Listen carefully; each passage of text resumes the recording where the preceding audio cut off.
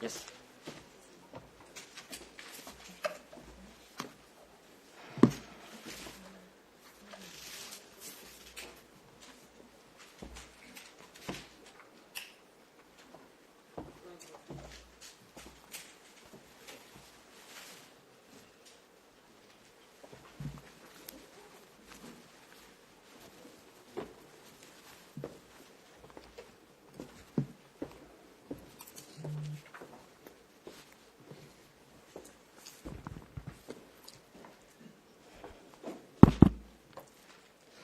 Très bien. Bon après-midi. Welcome to the press conference following the European Union-African Union Ministerial here in Brussels. The High Representative will start with a praise statement followed by Minister Tete, and then we will open the floor for questions.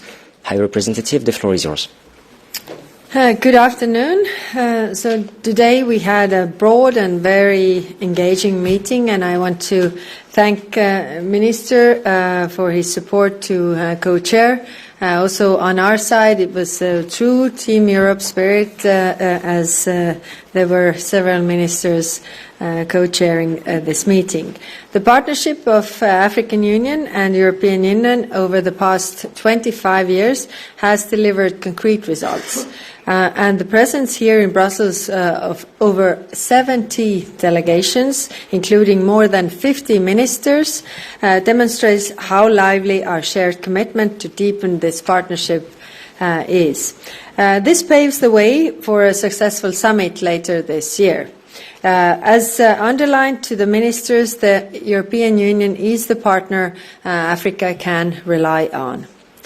We are actively supporting peace and security on the African continent. EU support to African partners through the European Peace Facility is over €1 billion. More than half of all the EU common security and defence policy missions operate in Africa. These missions contribute directly to the stability of the continent. We have delivered drones, surveillance aircraft, maritime equipment to African partners, and we have been consistent in advocating for predictable UN funding for African Union-led peace operations. The European Union and Member States also remain Africa's first and closest cooperation partner. Nearly €150 billion in investment has been committed under the EU's Global Gateway strategy to enhance infrastructure, digital connectivity and green transitions all across Africa. And the European Union is a champion for Africa's presence at the multilateral fora. We were the strongest advocate for African Union's membership in G20, for example. Together, the European Union and African Union represent around 40% of the votes in the United Nations.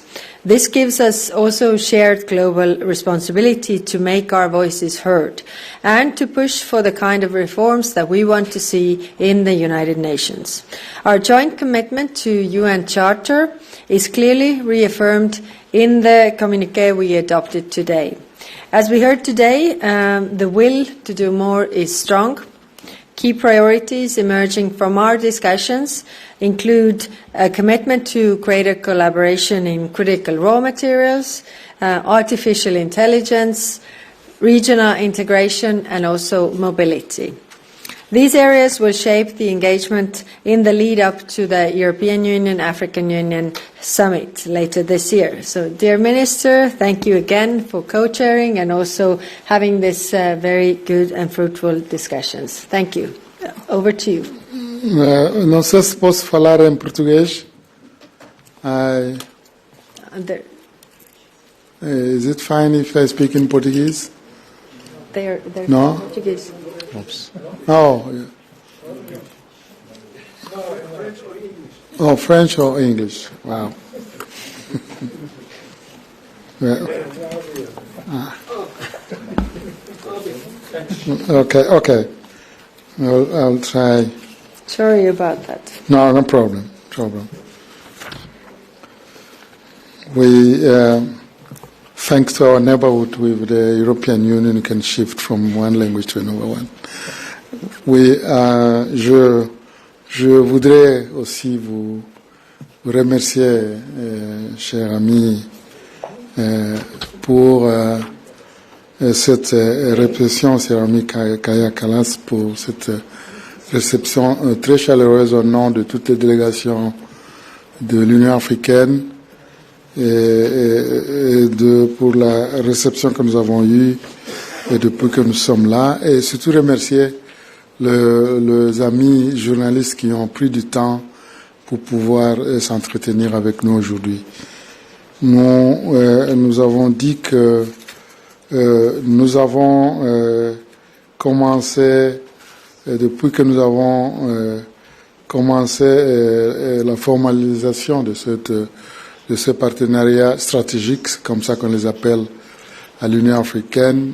Parmi les partenariats stratégiques que l'Union africaine a développés, notre partenariat avec l'Union africaine constitue un des exemples de succès, étant donné plusieurs raisons, non seulement des raisons de proximité géographique, historique, de relations historiques.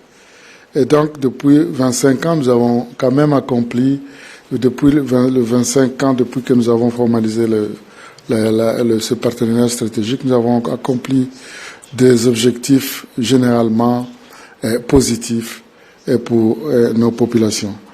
Et dans le volet principal de paix, de sécurité, de volet de développement, volet sur les questions climatiques, les questions de droits de l'homme, et aussi dans la concertation, parfois qu'il faut, quand il s'agit, n'est-ce pas, d'aller dans des solutions concrètes en ce qui concerne les questions, le premier chapitre des questions que j'ai citées, qui sont les questions de paix et sécurité. Nous avons, n'est-ce pas,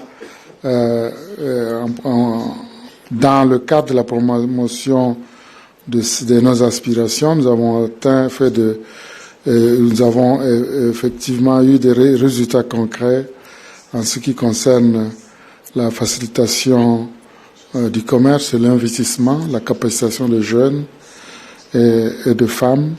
Nous avons aussi embrassé certaines initiatives qui font la différence, telle que l'initiative de Global Gateway, qui est un facteur concret, y compris pour impulsionner le développement dans le cadre de l'agenda 2063. L'Union européenne, en ce qui concerne le changement que nous voulons sur le continent, tel que l'interconnexion entre nos pays. Je parle là de projets d'intégration, comme le projet d'infrastructure. Je prends juste l'exemple de mon pays, le consortium sur les corridors de l'Obito, et là, un exemple sonnant qui peut, n'est-ce pas, qui démontre notre détermination à marcher ensemble quand il s'agit de trouver des solutions collectives ou des solutions ayant trait à nos deux continents. Maintenant, c'est là, tout comme tout être humain, la caractéristique de l'être humain n'est pas différente de celle de son collectif, et qui est donc le collectif de l'Union africaine, tout comme l'Union européenne. Et nous pensons qu'il y a encore des défis que nous pouvons dépasser ensemble, étant donné la nécessité de nous adapter à toute évolution, que ce soit en Europe, tout comme en Afrique. Si nous prenons les questions de paix et sécurité, nous sommes tous en face des situations de conflit, que ce soit en Afrique, tout comme en Europe.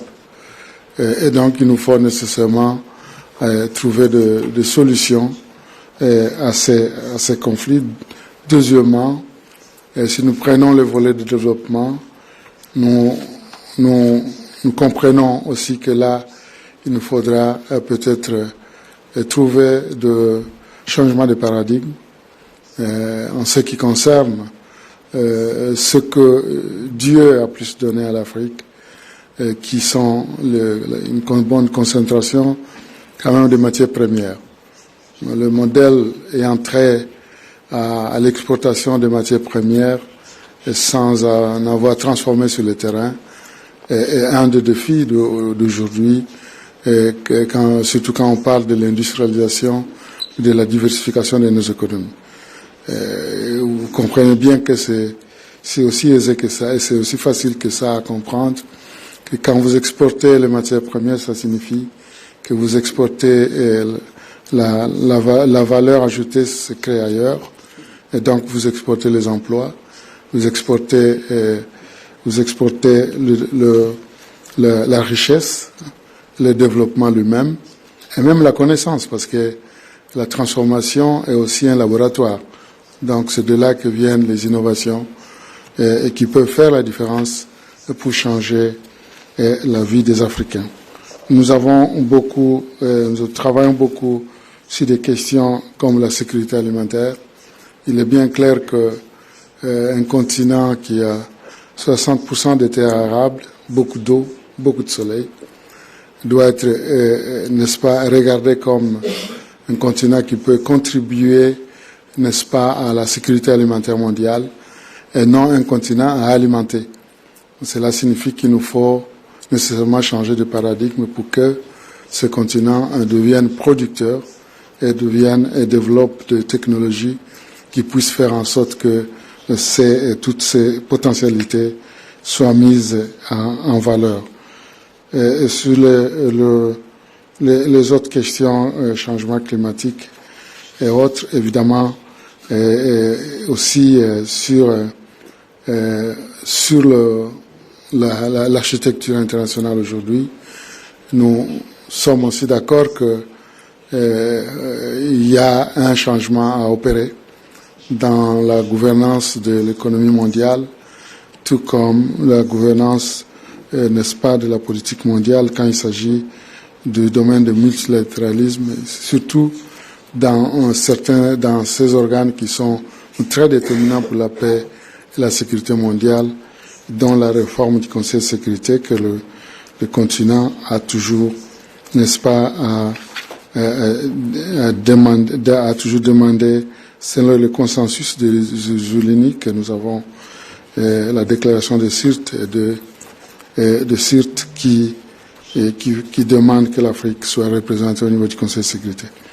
Mais disant tout cela, nous sommes conscients aussi que nous devons prendre notre responsabilité. Prendre notre responsabilité signifie que nous, Africains, c'est à nous de faire en sorte que nous changeons aussi les choses. Mais cela passe pour là où nous avons chacun des avantages comparatifs, passe par des partenariats. Et c'est ce partenariat qui fait en sorte que nous ayons ce dialogue avec l'Union européenne plutôt, pour qu'on puisse aborder beaucoup de ces questions que je viens juste d'évoquer. Merci beaucoup pour me donner cette opportunité de m'adresser à ce groupe d'amis, parce qu'ils nous accompagnent partout et souvent ils nous aident aussi à aller plus loin que notre réflexion. Et comprenez bien que parfois celui qui assiste au match voit mieux le jeu que celui qui joue. Et donc nous comprenons que nous profitons toujours de cette interaction avec les journalistes et je suis très heureux d'être là. Merci. Merci, Monsieur le Ministre. Je poursuis en français. Nous allons maintenant ouvrir la salle aux questions. Je vous prie de bien vouloir spécifier à qui vous adressez vos questions. Mais nous commençons par le premier rang. Olivier, AFP.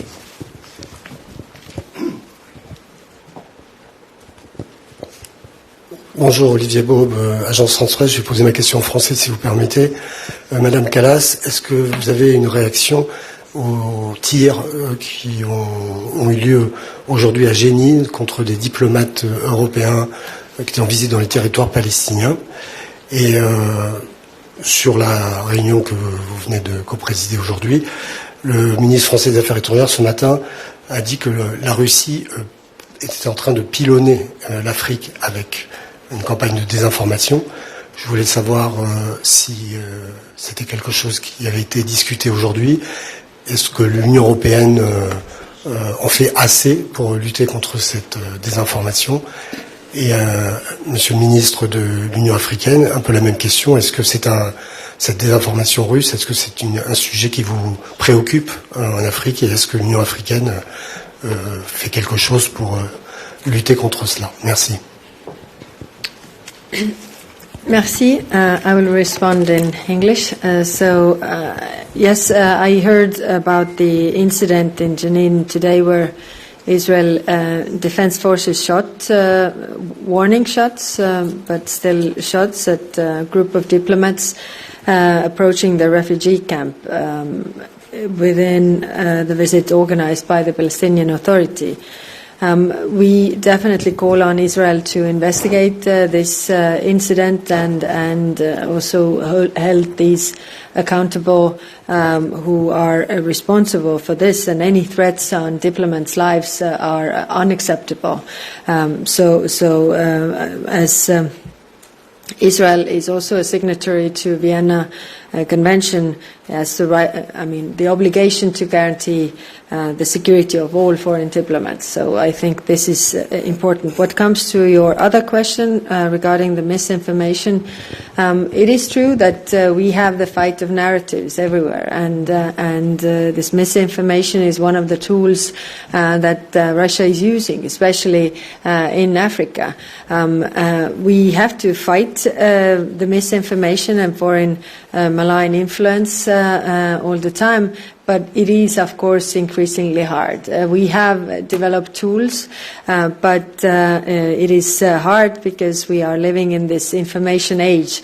I always like to use the quote from Winston Churchill, which was made after the Second World War, where he said that, lies halfway across the world before the truth gets its pants on. And now we are living in an information age where it's very hard to fight the lies because they are traveling so fast and expanding so fast. But saying that, it doesn't mean that we have to give up. We still have to counter the narratives and fight the misinformation. And it was addressed today also. It was raised by several actors that this is a real problem. Thank you. Oui, on m'a demandé si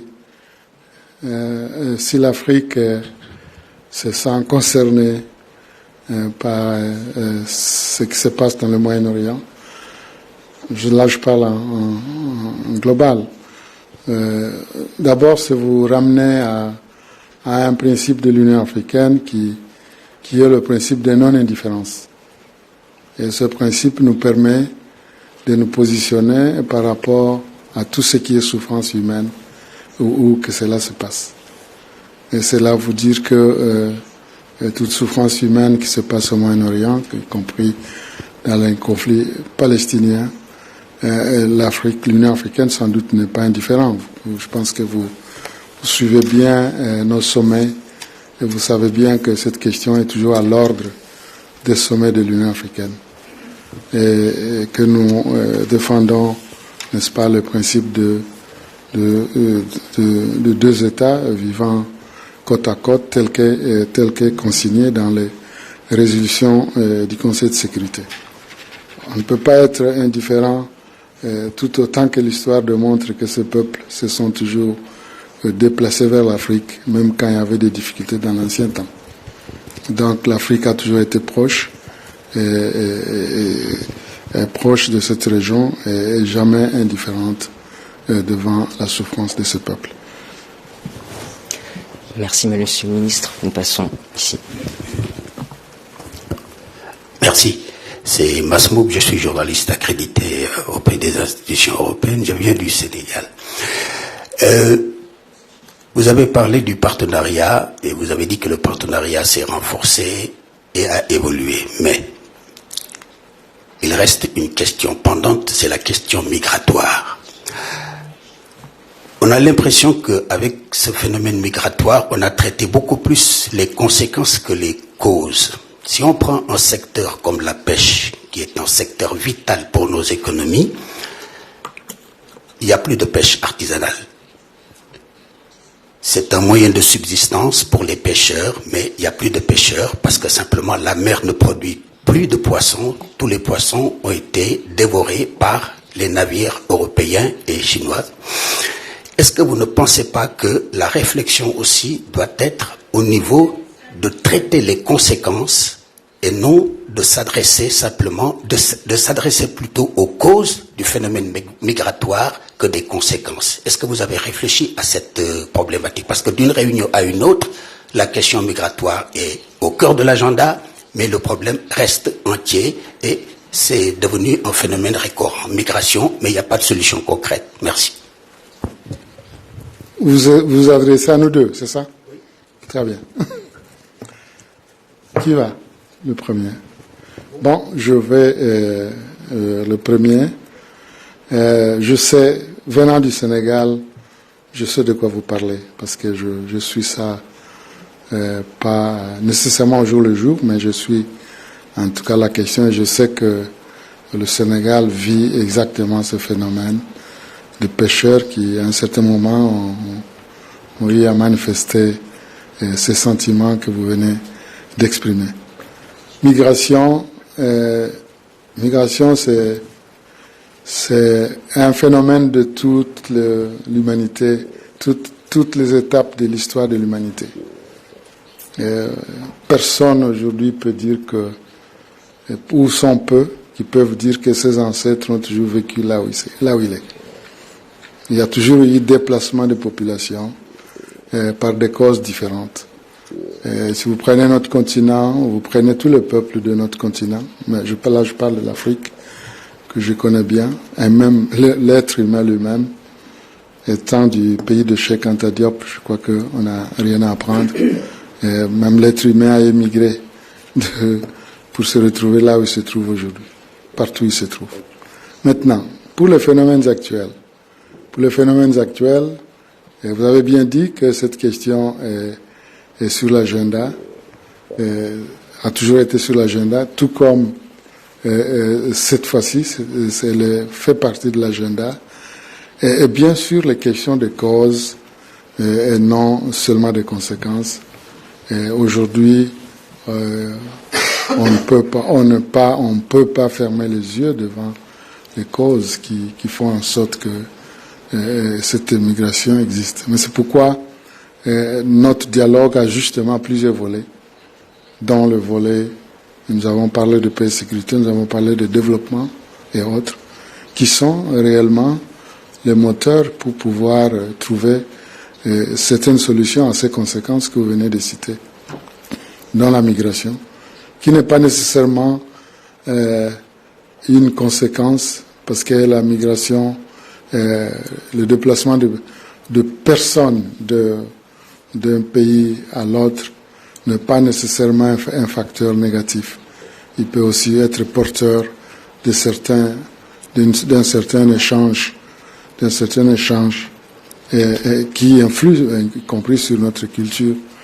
Aujourd'hui, je me permets de citer des exemples aussi simples que ça, et même dans nos habitudes alimentaires, c'est grâce à la rencontre de certains peuples. Donc cette rencontre de peuples aura toujours lieu. Mais comment il s'opère, je crois que c'est là où se trouve le problème quand les gens sont forcés à quitter par des questions comme des questions de développement telles que vous venez de les citer, des questions de conflit. C'est justement pourquoi notre dialogue ne se limite pas à un seul volet. Nous parlons de paix et sécurité parce que c'est aussi une des sources. Nous parlons de développement parce que c'est aussi une des sources. Nous parlons de capacité, c'est aussi un autre problème.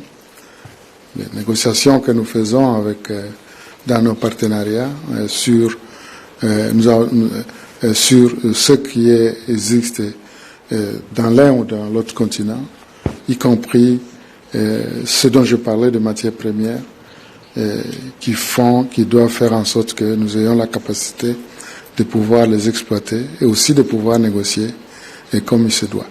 Je crois que il faut pas isoler le problème et que tel que vous le dites, on ne s'est pas attelé seulement des conséquences.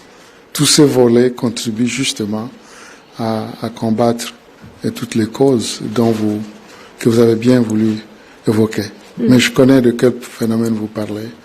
Et étant du Sénégal, je sais que vous vivez ça au jour le jour. Parce qu'il y a beaucoup de jeunes qui parfois émigrent à cause justement des conséquences comme étant conséquences de ce phénomène. On my side as well, yes, we were talking about what is the root cause of migration. I mean, people don't want to leave their homes unless they really have to. And when they have to, when they don't have, jobs and they can't provide living for their families. So it is also in our interest that there is prosperity in Africa, there is jobs in Africa, and we don't have the migration pressure. So therefore, we discussed critical raw materials, for example. How is the technology transfer so that, the prosperity would stay in Africa, although we need the critical raw materials for our industry, but the jobs would be there. Then we also discussed, investments in Africa, and that is also related to access of capital. For example, the international financial, the reform of international financial architecture, so that the access to capital wherever you make investments is similar, and of course also prevention of conflict, because again, why people are fleeing their homes because they can't live there. So all these topics were also on our agenda. We didn't particularly discuss the fish, though, although the fish has been very on top of the agenda of European Union recently, because we had the deal with UK. But in more general terms, what could be the cooperation points so that there would be jobs and prosperity in Africa, and therefore no migration pressure, so we wouldn't also have those problems. Thank you. We continue with the first row. Yes, please. The mic is coming.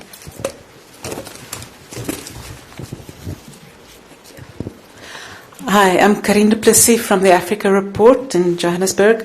I have two questions. The one question is just with the increased military, with military, European countries spending more money on their own militaries. Can we foresee any cuts to military spending in Africa, to military aid? You did mention the amount, but in future years, will that get less? And another question to follow on from the Palestine question earlier. The AU has historically been an ally of Palestine and a supporter of Palestine. Was there any pressure in this meeting, perhaps from the AU, for the EU to come out more strongly against the Israel's incursion into Gaza? I mean, France, the UK, and Canada have made such statements in recent times. So, and it's been strongly condemned by AU countries. So, yeah, I just want to know from the AU perhaps as well, is there any such pressure? Thank you. Yes, first on the defense investment. Yes, it is true that member states are investing more in their defense, and we are also thinking and discussing what more can we do on the European level together, because we are facing this threat that comes from Russia, that we have to increase our defense expenditure.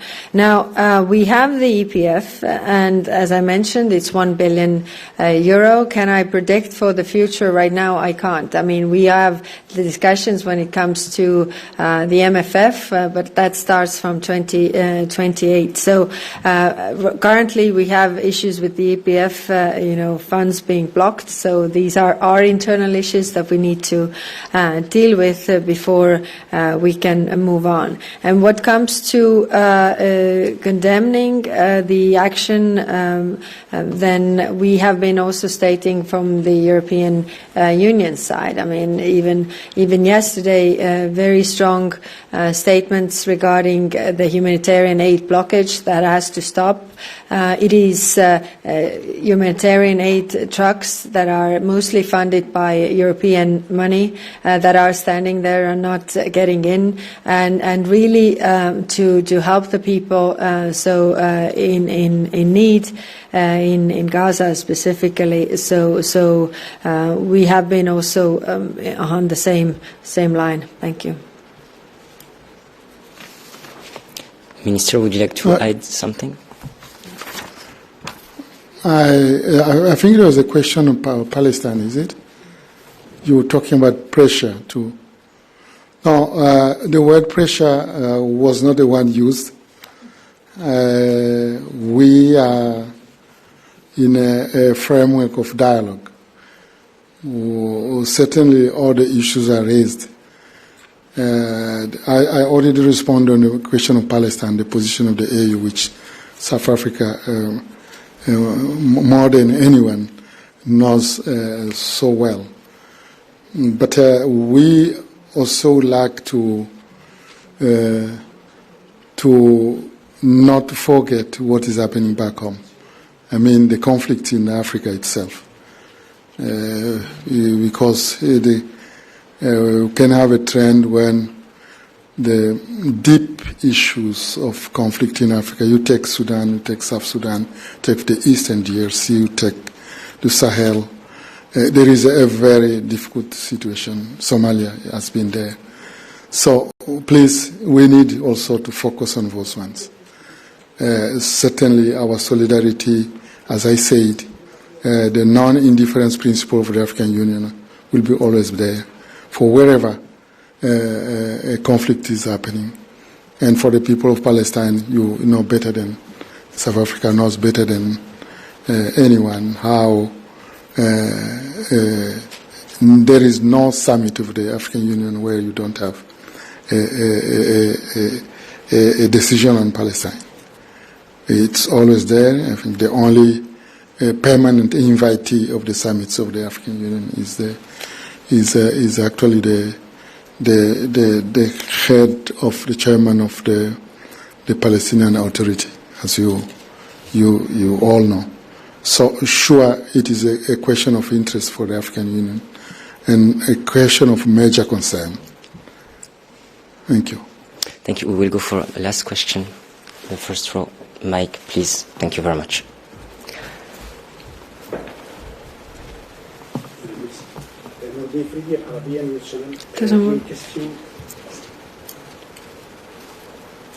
Merci. Nourdin Fridi de l'Arabia. J'ai une question en langue française sur la situation dans la région du Sahel et la guerre qui continue au Soudan. Est-ce que je voudrais bien que Monsieur le ministre, mais Madame la haute représentante, réagissent à la situation de l'insécurité grandissante dans la région du Sahel et cette guerre qui ne se termine pas au Soudan, l'impact que vous voyez sur l'ensemble de la région, mais également l'impact sur l'Union européenne et au-delà. I have a question on Palestine. The Israeli official reacted yesterday to your statement that the European Union does not comprehend what is going on the ground. Could you react to that? And mainly, or more substantially, Madam, could you tell us when could you expect that you will be able to come back with your conclusion to the member states, having in mind that you have dozens of reports of United Nations investigation, the European Union own reports, so the data and the reports you have, when could you expect to come back to the member states with your conclusion? Thank you. Mm-hmm. First, on Sudan, I mean, our first priority is the cessation of hostilities, because the people are really suffering there, and we need to. I mean, we continue to support also African Union in this when it comes to the mediation efforts, regional. I think all these processes also in Africa have to be African-led and African-owned, even if there is mediation needed. And of course, also the situation in Sahel is greatly worrying us, and we have a new special representative for the Sahel region, and we are also going to discuss the new Sahel strategy, and that's why I also had many bilateral meetings today, also asking from the African countries their input. So to really hear from the ground how they see this, what could help, what could be the developments there, and what we could do. On your other question, then we just want the human suffering to stop. This, of course, we recognize these horrific terrorist attacks of 7th of October. We have condemned the actions of Hamas, and we call on, the ceasefire and all the hostages to be released. That is our common position. But at the same time, the international humanitarian law has to be followed, which means that you have to spare civilian lives.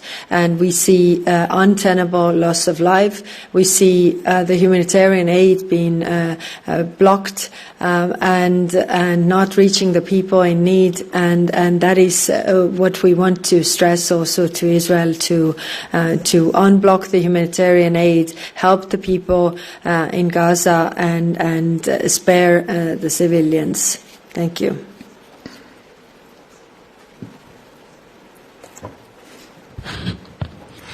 Bon, en fait, quand je parlais de prévention et résolution des conflits, je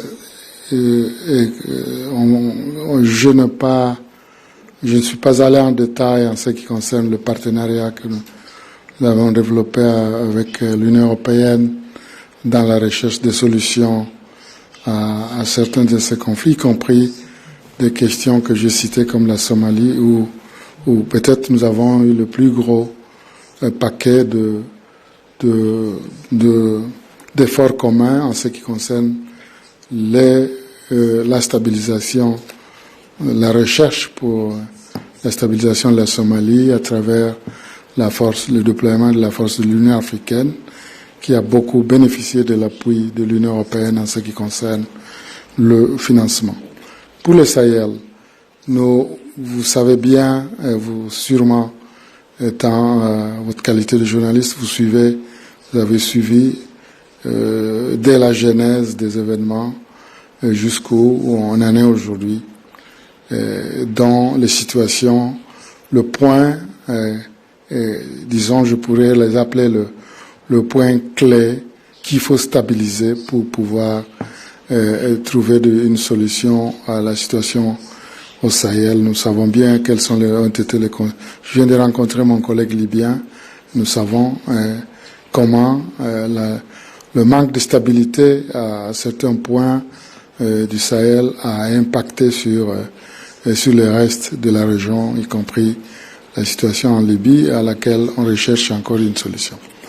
Mais nous disons aussi qu'il ne faut pas seulement une approche sécuritaire pour trouver la solution, que ce soit au Sahel, tout comme le terrorisme qui frappe maintenant d'autres régions que le Sahel, mais qu'il faut trouver aussi des solutions à trouver une approche globale. Vous vous souvenez sans doute qu'à un certain moment, l'Union africaine, la Banque mondiale et les Nations unies, à l'époque du secrétaire général Ban Ki-moon, je crois, avait fait le tour du Sahel, justement, qui a résulté à la nomination d'un envoyé spécial pour s'occuper d'une approche globale. Donc, nous pensons que c'est là, et ce sont les volets qu'il faut exploiter pour chercher à trouver une solution à ces conflits. Pour le reste, vous avez demandé l'impact de conflits comme celui du Soudan au reste du continent. Et évidemment, le Soudan, c'est le cosme, comment vous appelez ça en français, cosmosme ou microcosme. Microcosme, c'est le Soudan, c'est le microcosme de l'Afrique. Dans ce sens où, quand on touche au Soudan, on peut rapidement voir ce qui va se passer aussitôt dans le pays voisin. Et on en est là aujourd'hui. On est là aujourd'hui. C'est pourquoi, n'est-ce pas, notre intérêt de pouvoir trouver une solution aussi à ce problème du Soudan. Mais nous nous souhaitons surtout qu'il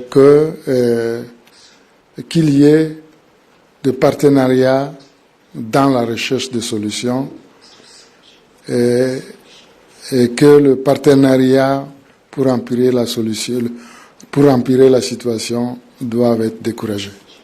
Moi, je parle de flux d'armes dans la région qui font en sorte que la situation s'aggrave et que les gens soient encouragés à aller par la voie de la force. La force ne va pas résoudre nos problèmes des conflits. C'est le dialogue, c'est le pourparler qui est, si on peut, qui est la solution. Si on peut faire,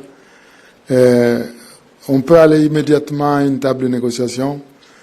Pourquoi on doit faire 24 ans avant d'y aller? Si on sait qu'on va y arriver, de toutes les façons, on finira par là. Et donc, ce sont les solutions que l'Union africaine encourage, et ce sont les solutions de dialogue qui est, n'est-ce pas, un principe intrinsèque de nos propres traditions. Nous pensons que c'est là que nous encourageons partout où il y a des conflits. Certainement, il y a des situations qui sont beaucoup plus complexes, mais souvent, ce sont des gens de la même terre qui prennent parfois les armes contre les autres. Ça signifie qu'il y a toujours un pont pour pouvoir dialoguer quelque part. Et si on peut le faire, c'est ça notre credo. La prévention et résolution des conflits, et surtout la prévention, nous disions aujourd'hui que oui, la résolution, mais si nous pouvons avoir des grands investissements dans la prévention des conflits, encore mieux. Et la prévention des conflits est une grande composante.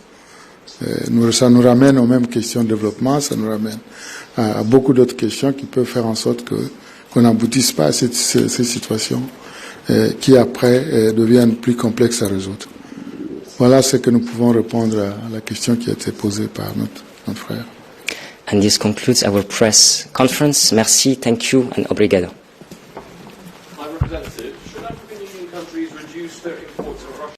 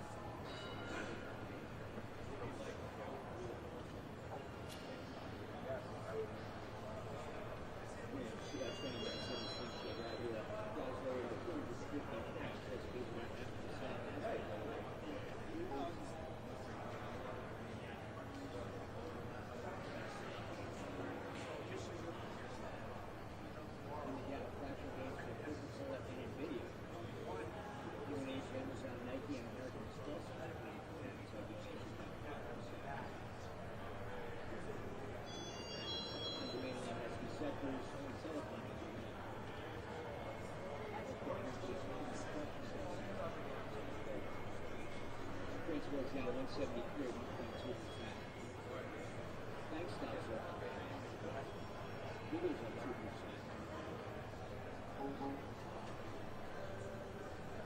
Small caps are up 15%.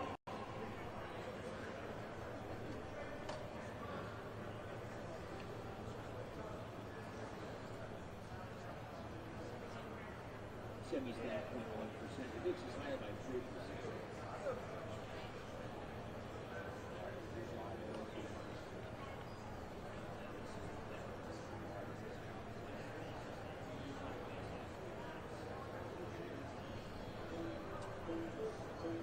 That's a new all-time high of 30.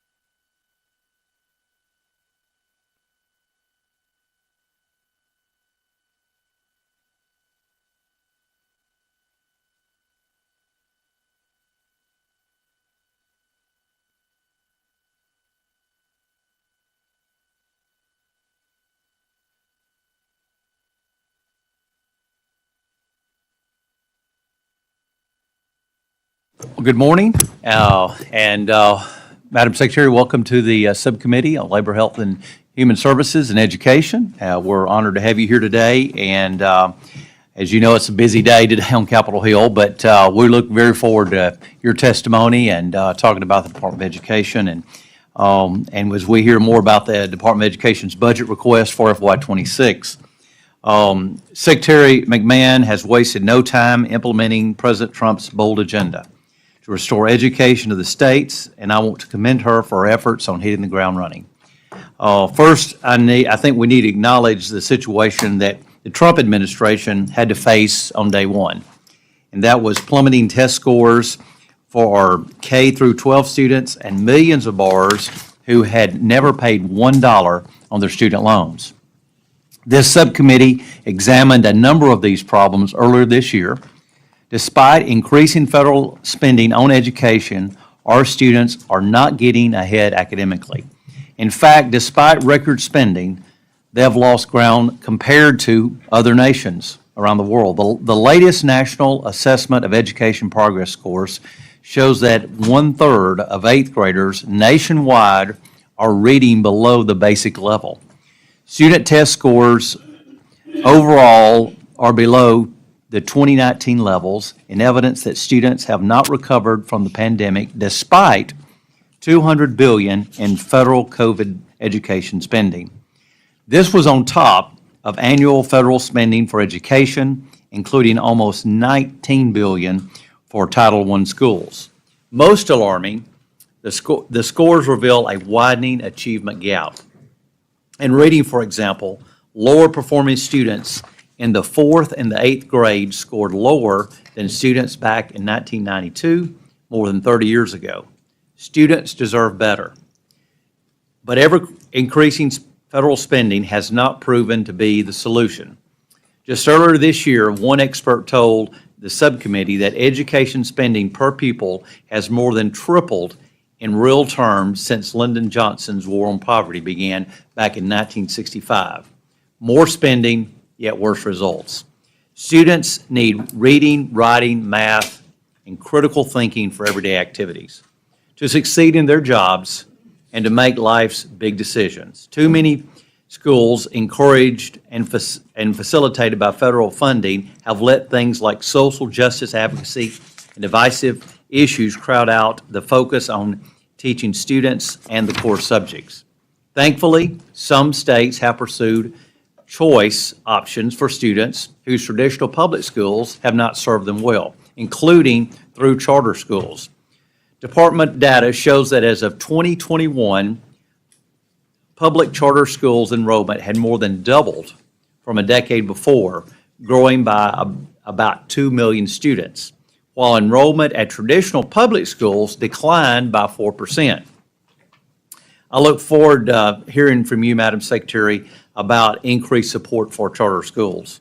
However, this administration sees value in reassessing our approach so we can do better for all students around the country. It's also recognized a limited role for education. After all, only about 1 in 10 education dollars come from the U.S. federal government. Education fundamentally remains within the purview of the states and the local communities. At the same time, I should note that we can still make priority key areas such as support for schools that are near federal military installations and under-resourced schools in rural areas, while limiting the overall federal role. In higher education, there are bright spots with bipartisan support such as Pell Grants, which help lower-income students pay for college. The prior administration some way made a broken financial aid system worse, injecting more politics into the student loan program. The disastrous federal loan program is the direct results of the partisan Affordable Care Act, which included a Washington takeover of student loans. As we all know, a Washington takeover of anything is rarely a good idea. The ACA converted the guaranteed loan program into a federally run program. At the same time, members of Congress were told that it would save $60 billion over 10 years. However, In projections released last year, the CBO reported that it expects the government will lose 18 cents on every dollar it lends in 2025. Not a dollar of savings to be had. Thankfully, the Republican-led reconciliation efforts this year seeks to address some of these shortcomings. Against this backdrop, the prior administration put untold amounts of taxpayer resources into executive actions, waivers, and programs it created without congressional authority to try to cancel loans and make loan payments more generous. It told borrowers that forgiveness was always on the horizon, while also going through the motions to restart repayment. The results, massive confusion for 43 million borrowers who were supposed to begin monthly payments after more than 3 years pause. The confusion in the loan servicing system. Because of the mass confusion that was created under the previous administration, the department estimates nearly that 1 in 4 of these borrowers, more than 10 million people, are in default or late on their payments, putting them at risk of future default.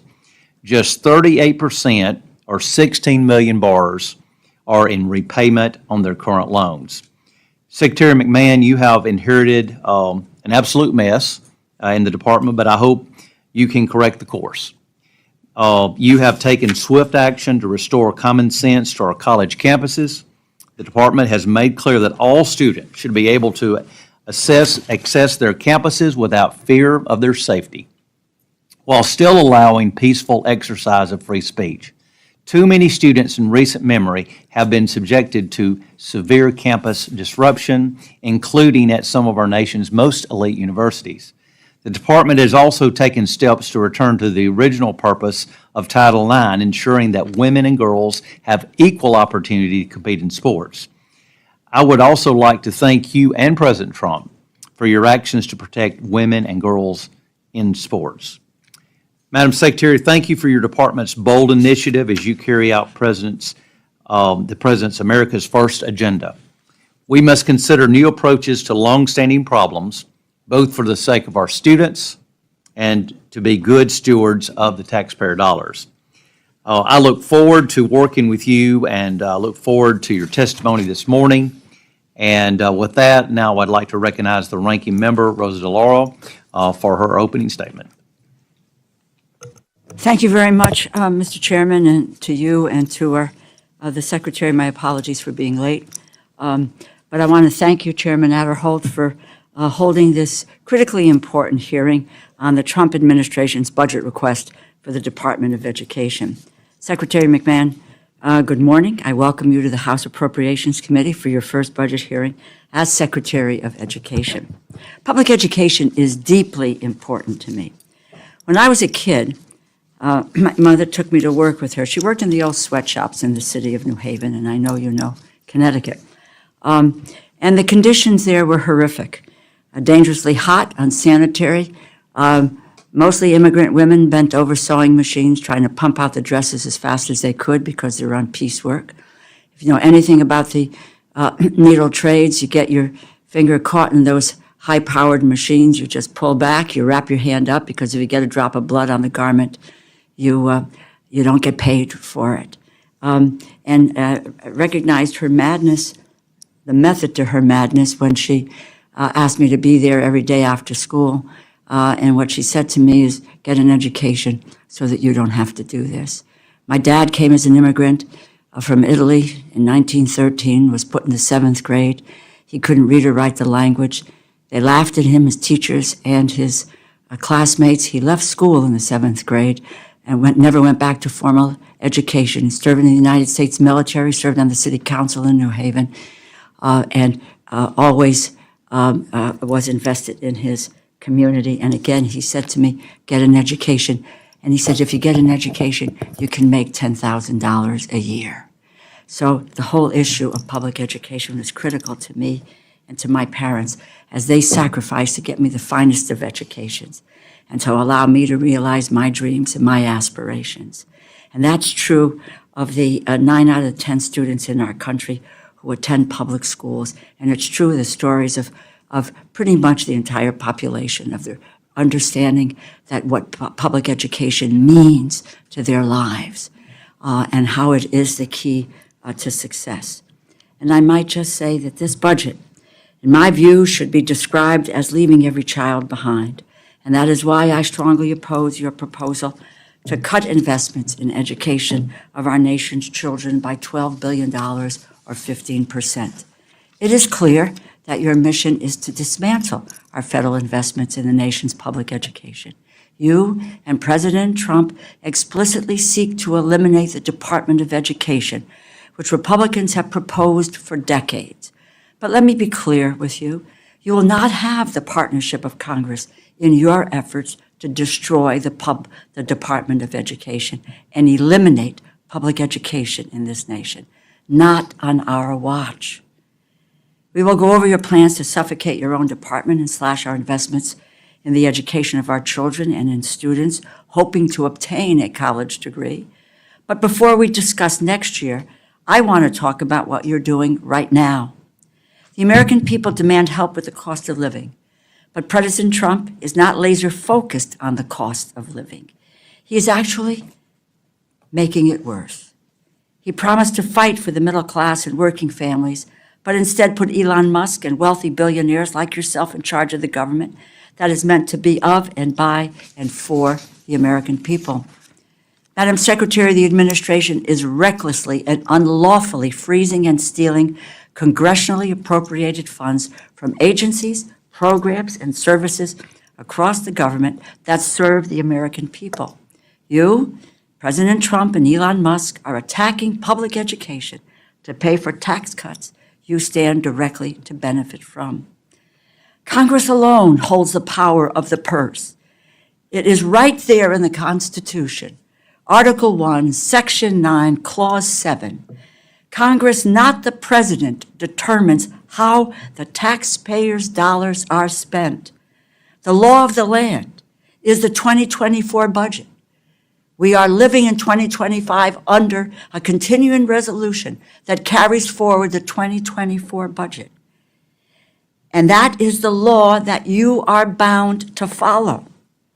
Furthermore, the Department of Education was created by the Congress, and it can only be undone by the Congress. Under your leadership, the department, hundreds of millions of dollars have been frozen, and entire programs have been terminated. Funding for vital research, protection of students' civil rights, and programs that support the recruitment and professional development of effective educators have been terminated. Madam Secretary, if Congress agreed with your determinations that these programs do not deserve funding, we would have decreased the funding for these accounts accordingly. We did not. Nor did we remove funding for the department staff, but you took it upon yourself to eliminate half of the Department of Education's workforce. By recklessly incapacitating the department you lead, you are usurping Congress's authority and infringing on Congress's power of the purse, and you will continue to lose these battles in the courts. You have been blocked from letting DOGE access student loan borrowers' private information, from interfering with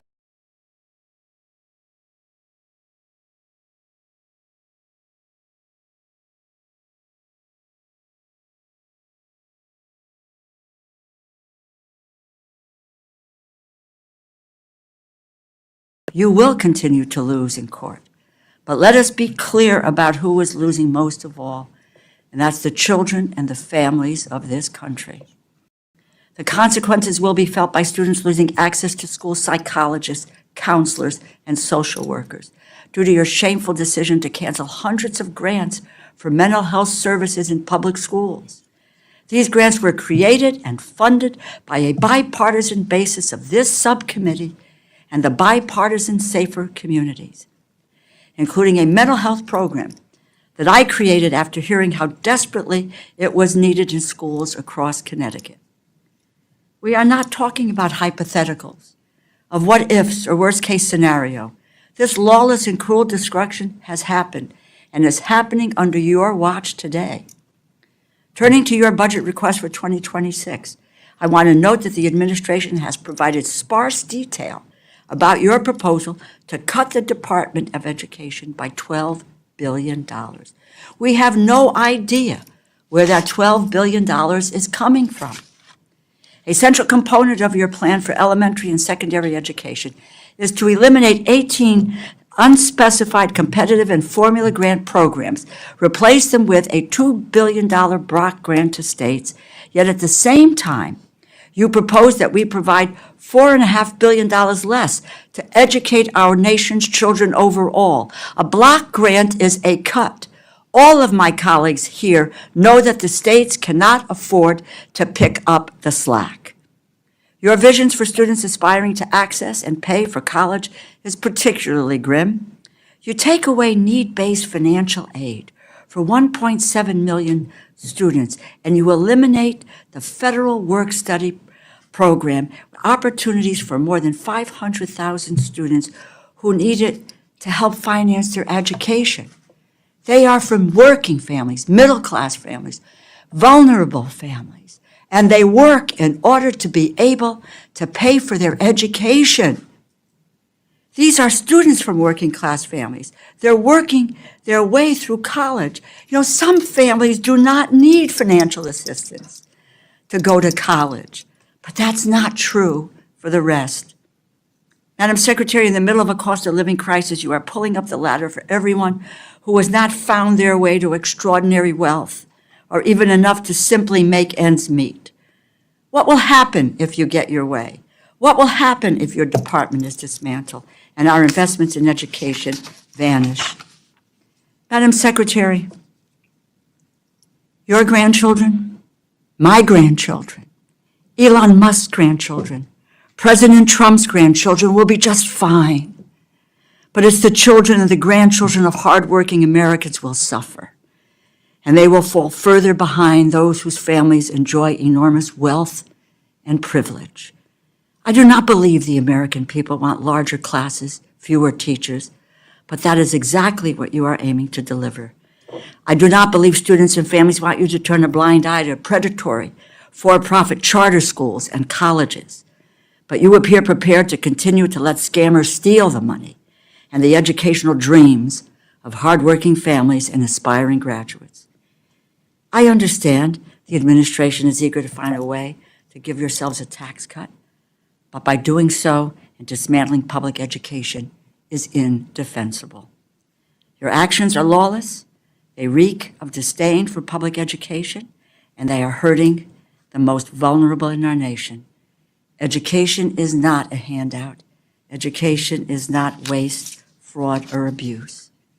As a leading Democrat on the Appropriations Committee, I assure you that I will never stop fighting against this dangerous dismantling of public education, which is undermining and jeopardizing the futures of millions of children in this country. I look forward to your testimony, and I yield back. Thank you, Ranking Member, and I now would like to turn to our witness, Secretary McMahon, and you'll have 5 minutes to deliver your opening remarks. You've submitted written testimony. It will be included in the full record, but we do recognize you and look forward to your comments. Thank you very much. Chairman Adderholt, Ranking Member DeLauro, and distinguished members of the subcommittee, thank you for having me today to represent a department on a mission, its final mission, to wind down the Department of Education responsibly, cut waste, and give education back to the states, parents, and educators, all in a lawful fashion. With your partnership, the fiscal year 26 budget will take a significant step toward that goal. We seek to shrink federal bureaucracy, save taxpayer money, and empower states, who best know their local needs to manage education in this country. We have reviewed our programs and identified spending that does not fulfill the mandate of trust the American people have placed in President Trump. We've reduced a department that was overstaffed by thousands of positions, cut old contracts that were enriching private parties at taxpayer expense, suspended grants for illegal DEI programs, and now are putting forward a budget request that reduces department funding by more than 15%. At the same time, we're working to make American education great again. In our conversations with governors, teachers, and parents across the country, we hear calls for accountability and more local control. That's our goal, to give parents access to the quality education their kids deserve, to fix the broken higher education industry that has misled students into degrees that don't pay off, and to create safe learning environments for our students. We're holding institutions to account when they facilitate discriminatory or hostile environments on campus. A level playing field with limitless opportunity is a vision I think we all can share.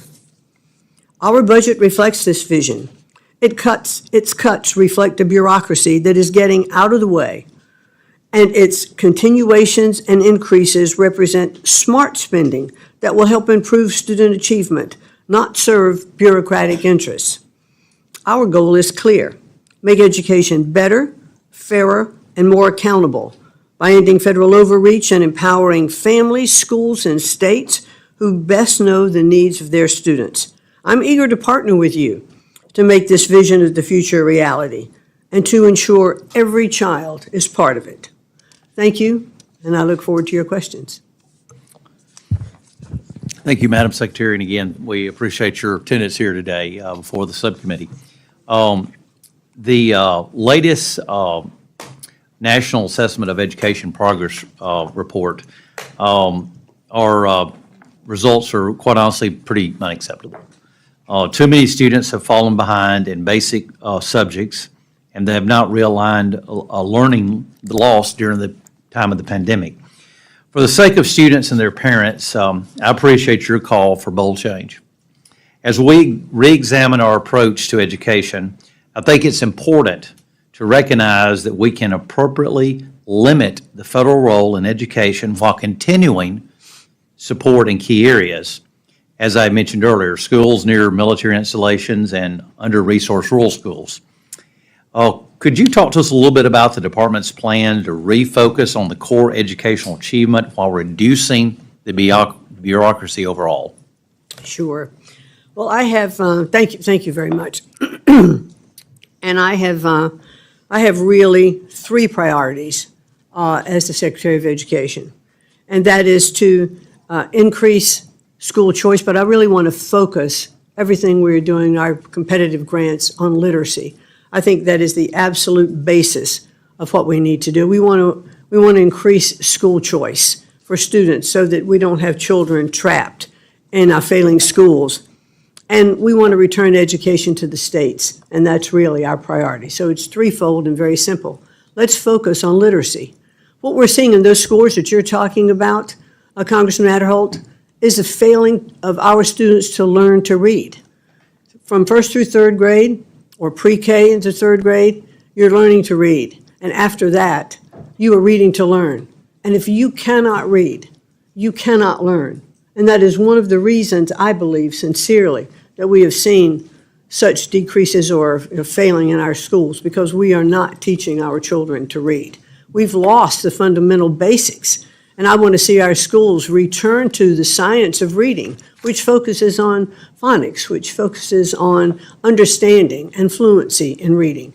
Because if we can get that right, I think we're going to see a great deal of improvement in our schools across our country. But we're not doing it. And I think there have been programs that have been tried with the best of intentions, but they've not succeeded.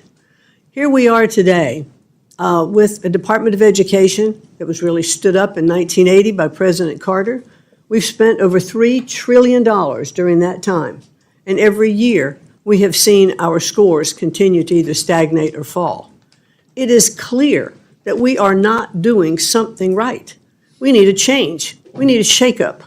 We need to do things differently than what we're doing. And let's get back and focus on what was successful. Let's focus on our public schools as well as charter schools, as well as other schools that can deliver homeschooling. The president is absolutely focused on making sure that children have the right to an education that is best for them, and that parents should be deciding where their children can go to school and get the best education. They should have those opportunities, whether they're private schools, charter schools, public schools, homeschooling. They need to have the choice so that they can succeed. I believe that parents know what's best for their children. I think that parents working with local educators, Local superintendents can develop those programs for schools which will deliver the best results. The President and I certainly agree that the best education is that is closest to the child. Who better to know and understand what a child's needs are than that teacher working in the classroom, than that parent in cooperation with the teachers in that classroom to help understand what that child needs. So clearly, my focus is definitely going to continue on bringing education closest to the states. And I, like you, Ranking Member DeLauro, am a product of public school systems.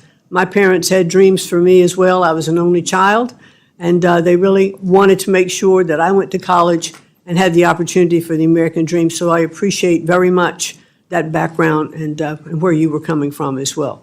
Thank you very much. I noted earlier in my comments about 1/4 of the federal student loan portfolio is in default or late stage of delinquency. Borrowers who are very behind on their repayments would be in this category. Only about 4 in 10 borrowers are actually in repayment or current on their loans. And I think we need to be clear the impact of this situation that was set in motion by the previous administration is both individual and corporate. Individuals across the country are at risk of damaging their own credit ratings and going into default. This kind of financial damage can be devastating to countless constituents across the country. And our country is at risk of losing billions of dollars because of the previous administration's disastrous messaging about loan forgiveness and repayment. My time is fading away, but if you could just briefly tell us how the department is facilitating an orderly return to repayment, including directing struggling borrowers to available resources to help them get back on track. Well, thank you, and I think that is one of the keys. We are directing them through our website, studentaid.gov. They can go and look at the different payment option plans that they can be part of to repay their loan. You're absolutely correct that we have lost hundreds of millions of dollars. I understand that COVID was part of some of those programs. It was right, I think, to take a step back during COVID. But once COVID ended, we should have resumed collection on those payments and voluntary payments. And I do believe that the past administration, with confusing messages that they were sending about loans being forgiven, et cetera, I'm not too sure why anybody would have stepped up and paid if they thought it was going to be forgiven. But we've put a program back on track now. We sent letters on May 5th. We're working through Treasury, through their collection efforts, to make sure that we have programs to collect that money. And I can report that today, since May 5th and those letters going out, we have now collected almost $100 million in back loans, some on a voluntary basis, and then some is we're restructuring the way those folks are going to be repaying their loans. So we're on the right track to get that. My time's expired, and like I said, every member will be recognized 5 minutes. I want to understand that there are sometimes the secretary can be finishing a question, and so I won't gavel down exactly 5 minutes, but I would ask you to be respectful of the chairman as I do this, to not go over too much. So when I start tapping, if you could start winding up, I would sincerely appreciate it. With that, Ranking Member DeLauro. Thank you very much, Mr. Chairman. I just might quickly make this comment, Madam Secretary. The state and local taxes today overwhelmingly pay for education in this country. Madam Secretary, you testify that we should not, quote, spend money without correcting underlying problems. That's what I love about serving on the Appropriations Committee. We're delivering appropriations to correct underlying problems. We have a nationwide psychologist, counselor, social worker shortage in our schools, which is why this subcommittee worked with Secretary DeVos to create new school-based mental health grants, bipartisan grants funded by Congress for years, the very grants that you canceled on the eve of the National Mental Health Awareness Month. What is the, quote, underlying problem you thought we were not correcting when you canceled $1 billion in grants to train and increase school-based mental health professionals nationwide? Well, thanks very much for that question. I think when we look at mental health nationwide, it undertakes many particular facets. We have to understand in the communities, I do realize that there are shortages of teachers, there are shortages of healthcare workers. But I think what we need to focus on is what are the needs of the community? How can they best be served? And so we want to make sure that we have healthcare professionals in place. But what we were finding was there were a lot of instances where the money was not being used really for healthcare programs. But I think if we are looking at healthcare, we would look more, I think, at funding locally so that those people can be brought in. Excuse me for interrupting because the chairman has talked about time, but it would then be very happy if you could provide to us. One of the things we can't seem to get any information on is why the programs were canceled, what criteria was used in order for you to say yay or nay to a program. So that information would be enormously helpful. I would just think, I don't know, but I know the state of Wisconsin here had multiple grants canceled that have reduced the ratio of mental health professionals to students by more than 10%.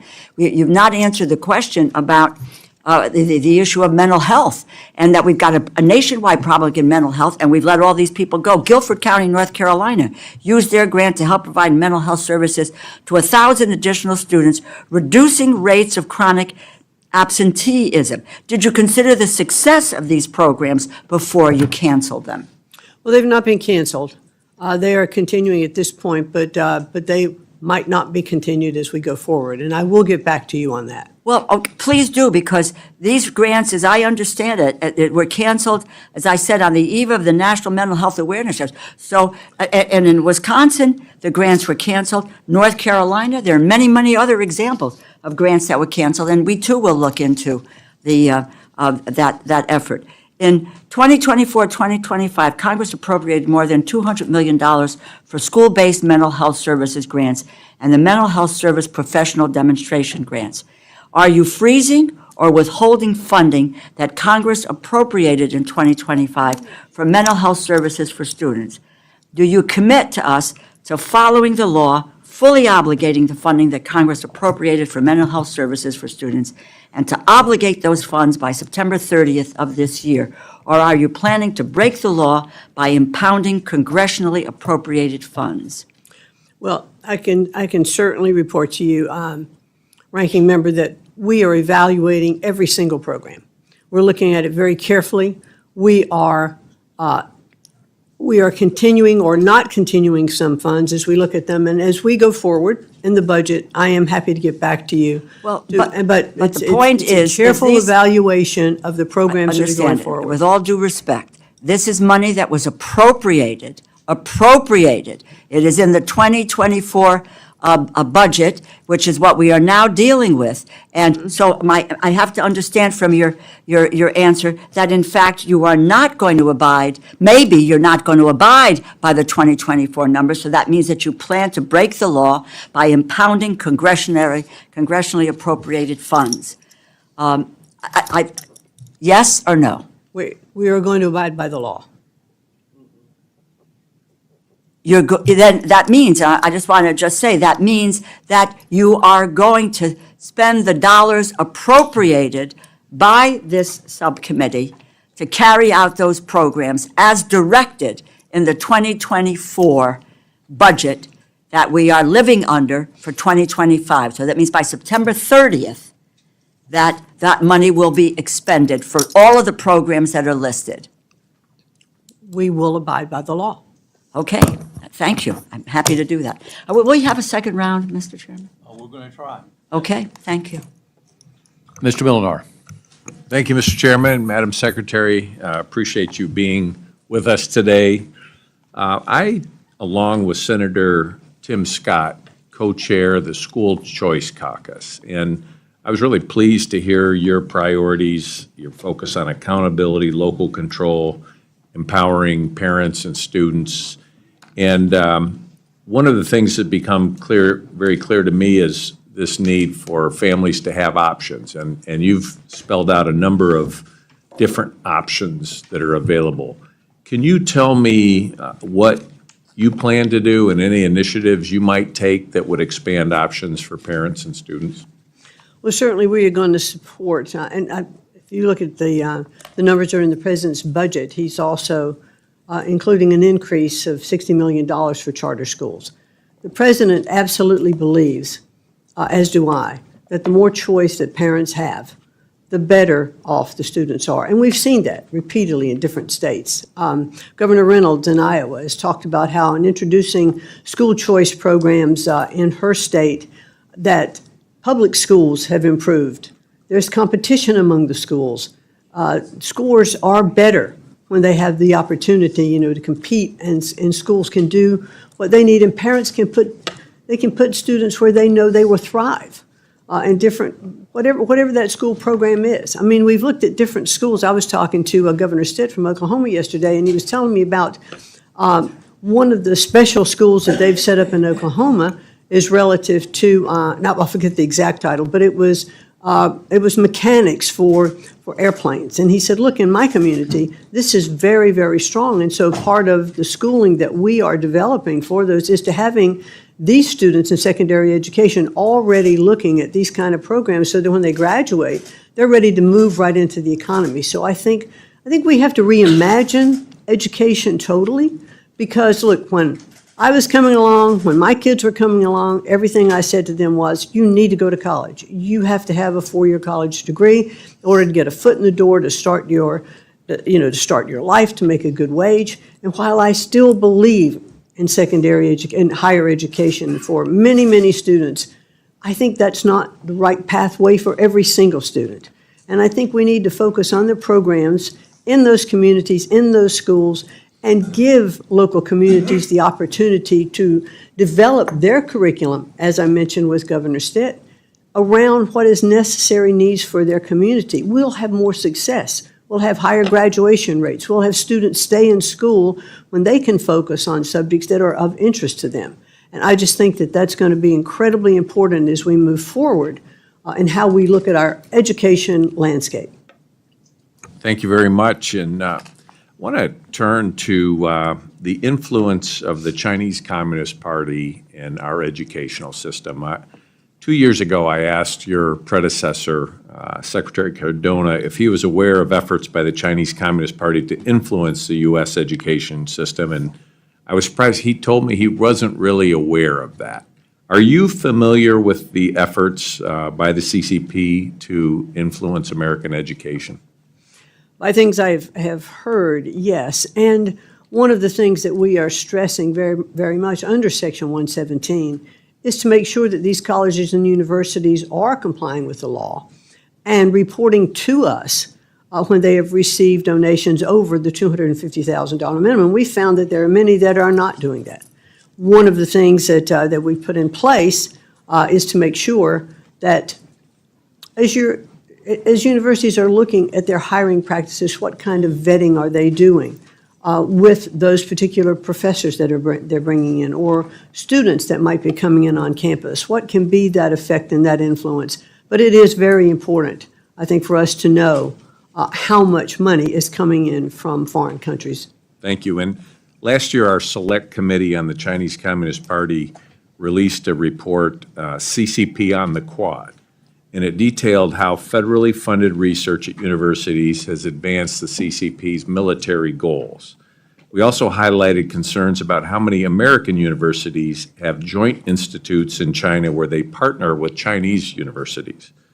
As a result of this scrutiny from our committee, UC Berkeley, University of Michigan, Georgia Tech, and Oakland University have all ended these joint institutes. And there are a number more that could be ended. I'm asking if you would consider leading an effort across the administration to work with those remaining universities with joint institutes to close them so we don't have continued efforts by our, in many cases, taxpayer dollars helping with the Chinese military-industrial complex funding. Well, we certainly are investigating a lot of those universities who do still have those ties, and I would like to work with you to make sure that we are operating our universities in the best interest of the people of the United States and our government. Thank you. And I'm sure the Confucius Institutes are on your radar screen. Sometimes their efforts morph into something very similar called the Confucius Classroom. Is that something that we can work with you on to prevent that malign influence into our K-12 system? Sure, I'd like to and enjoy working with you on that. Thank you very much. I yield back, Mr. Chairman. Thank you, Mr. Milnar. Ms. Boyer. Thank you very much, Chairman. And again, as I promised, I came back. The President instructed you to take all necessary steps to facilitate the closure of the Department of Education. Did you check with your counsel or legal advisors as to whether or not you had authority to accomplish that request? The President's executive order and his direction to me was to take those steps to lawfully shut down the Department of Education and to work with Congress to do that. I understand what you said, but his quote was, "Take all necessary steps to facilitate the closure of the Department of Education."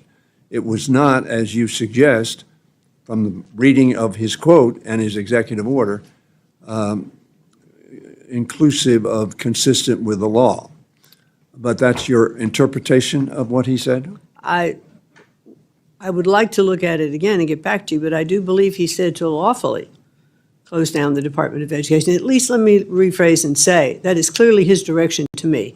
We both know and understand that the Department of Education cannot be closed unless Congress votes to do that. So my goal, when I came on board, and he asked me how I thought we might could do that, and I said my goal would be to work with Congress so that we could have transparent programs. I would like to, at the end of this program that I'm working on, as we try to bring up our test scores and work with our local states to bring education back to the states, to make sure that states have best practices and the tools to deliver those best practices. And so by sharing them with Congress, I would hope that Congress would look at them and say, you know, eventually, I believe that this is going to be in the best interest of our students. This is not taking away funding. This is having funding go to the states for, you know, for Title 1A, for IDEA. That is continuing. It may flow through in a different tranche. Okay, as you know, we have time constraints. Okay. I hear you. Having said that, does the budget that is submitted to the Congress of the United States for fiscal year 26 include full funding for those programs that the Congress has authorized and directed be established and carried out? Well, as you know, Congressman, we are dealing with the skinny budget at this point. Not all of the programs have been put into the full budget of the President, but I can tell you that the Title 1A funding and IDEA funding is fully funded under the Let me ask past you budget. about Yes. that. I have a table that shows me about $4.3 billion were established for those programs and are going to be, those 18 programs to which I think you refer, are going to be put down into a single grant of $2 billion. Can you tell me, now that's a $2.3 billion, that's about a 55-60% reduction. What will not be done, excuse me, is A, accurate that we've taken 4.3 down to 2.8 or 2 billion? Is that accurate? Well, let's be clear about one thing, though. The Title 1A funding and IDEA funding is in full. Correct. So they're not part of the 18 that is being compressed. So the 18 programs that you mentioned Yes. are really, they will be compressed into $2 billion, which will operate like a block grant to the states, where I think they can best be utilized by understanding what is needed in the states and the communities. So when you say we're not, I understand Title I, but almost always when we talk about block granting programs, we make very, very substantial substantive cuts in the availability of resources for the programs that are covered. That is my reading of 18 programs going into, which we are now spending $4.3 billion on, down to $2 billion. It seems to me that is eliminating very substantially, without authority from the Congress, programs that the Congress has enabled and directed be undertaken for the American people. Well, let's look at it this way, if we could. We are eliminating regulations and red tape that a lot of these different grants had with them, and therefore they're going to require less compliance with regulations in order to fulfill the mission of those grants. Madam You- Secretary. If I could just finish this one thing. Sure. One stat that I think was impressive to me was that 47 cents of every dollar that goes in for these kinds of programs is spent on regulatory compliance. We want to get rid of that. Let the money flow to the states, and I think we're going to see more money available in the states with less red tape. My time has expired, but I came here in '81. President Reagan talked about getting rid of fraud, waste, and abuse. The deficit was increased by 189% under President Reagan. Fraud, waste, and abuse, nobody on this panel, on this side and that side, wants to have fraud, waste, and abuse. We all agree on that. That is not what you're cutting out when you take 55% or 60% reduction in 18 programs. I guarantee you. Thank you, Mr. Chairman. Thank you, Mr. Chairman, and thank you, Secretary, for being here this morning with us. Let me start by saying it's amazing to me that our colleagues on the other side of the aisle want to defend an agency that I believe has become an abject failure. If you look at the stats of students across the United States, the reading scores have plummeted, the math scores have plummeted, we are not doing well in science, and we have to do something different. You mentioned Oklahoma and Governor Stitt, and in Oklahoma, we have certainly adopted charter school programs and have expanded school choice, and I think it's important to talk about why school choice is so important. You have students attending Good Shepherd, which is a school in Oklahoma that is focused on making sure that our students with developmental disabilities, particularly with autism, have the opportunity to attend a school that meets their needs. You have Mission Academy, which is a school that helps children who are battling substance abuse. It's a very unique environment for them to be able to leave a public school, in many cases they've been in, and be able to get a specialized education, but also address the issues of substance abuse with these young people. So I applaud what you're trying to do. I think it's important that we look at the results. That's what we're looking for here. As a mother myself who decided to send my children to a private Catholic school because I wanted them to get a faith-based education, that was my choice. And I appreciate that. And it is frustrating to me to hear my colleagues, talk about how great education is when we know the numbers say something very different. So I want to start with that. I applaud your efforts to return education to the states and reduce the bloated DC bureaucracy. In 2023, the average U.S. Department of Ed employee made $112,000, and the average teacher in my home state of Oklahoma made $61,000.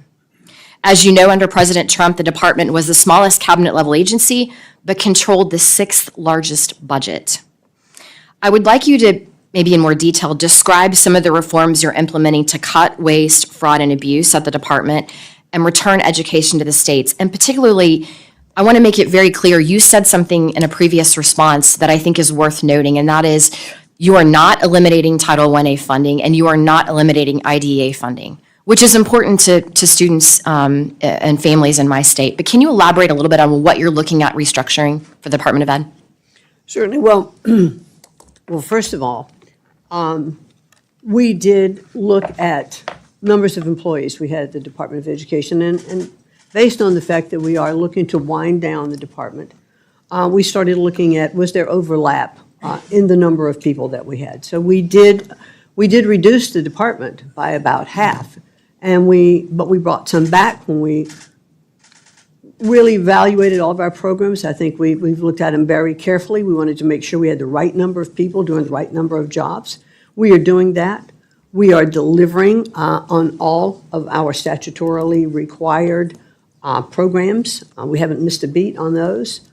And so I'm happy to report that. And so I think that was a big thing. But when you also look at rent, when you look at utilities, when you look at building space, we've decreased that footprint. So we're having savings there. But other ways we're looking at savings. We have examined some of the contracts. One of the things we've talked about here are the NAEP scores, the Nation's Report Card. And I want to assure everyone the NAEP scores are going to continue. The contracts are in place to take us through the next 4 or 5 years. It is important to have a national report card. But what we found out in looking at all of the IES contracts was that we were spending about $1 billion a year on programs and contracts and surveys and research that stayed on the shelves in schools. Teachers didn't use them. Other superintendents didn't use them. So we've taken a good close look at that, and as we enter into the new contracts, we've cut that by over 40% already. So that is one big cost savings, and those are the kinds of things we're doing. We're taking a look at what has just been kind of status quo. We can no longer have status quo. Thank you for that. And one quick other point I want to bring up, and I don't think we have time for a full response, but under the Biden administration, there were 2,500 anti-Semitic incidents on college campuses and K through 12 schools. I have a friend who lives here in the Washington, D.C. metro area. His daughters were attending a public school. They are Jewish. They were targeted by other students. The public school did nothing. And they were forced to remove their children from that public school and put them in a private school. So I hope you will continue to fight to stand up for our friends so that they don't continue to see this anti-Semitic rhetoric across the country in schools. So with that, Mr. Chairman, I yield. Mr. Pocan. Thank you, Mr. Chairman, and thank you, Madam Secretary. No, I think it's my question time, if I can. They'll start the clock. I just don't want to lose my clock. Oh. And if we could do short-term answers rather than long-term ones too, that'd be helpful, just because I got a lot I'd like to talk about. Let's talk about waste, fraud, and abuse a little more, about DOGE. So you fired 1,300 people. Another 600 people took Elon Musk's deferred resignation offer. Did you fire the people, or did DOGE fire the people? I'm not completely clear on that.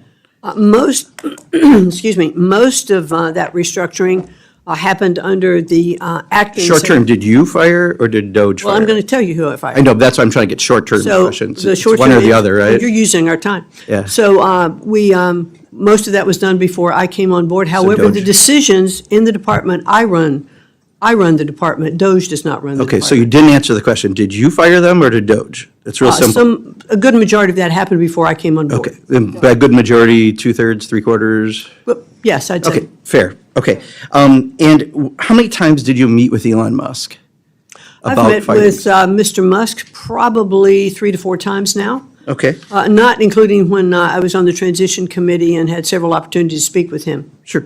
And then if I understand it right, on your Department of Education employee roster, you have right now at least is about 16 DOGE employees, is that correct right now, working with you? I can get back to you to the exact number. I don't think it's that high. But we Okay. do have, they are employees. Those that we have are employees of the federal And when government. you did their background checks to see how they're qualified about education, how many had undergraduate degrees and how many had graduate degrees in I education? can get back to you on that. Okay, so you don't know offhand? No, Did you ask that question? no. No, okay.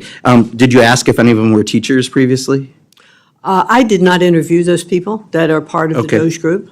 And did you ask if any of them worked in schools? Did you know if they were Actually, I had a asked? conversation with one of them yesterday who did have a background in education, technology education, and had worked across several different aspects and was really schooling me a little bit on some of the AI things that we could bring in. So one of them had a good background, good.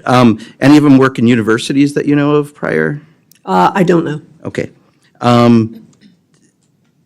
Fair enough. So part of my concern is, I know yesterday there was this big splash, Elon Musk is stepping back.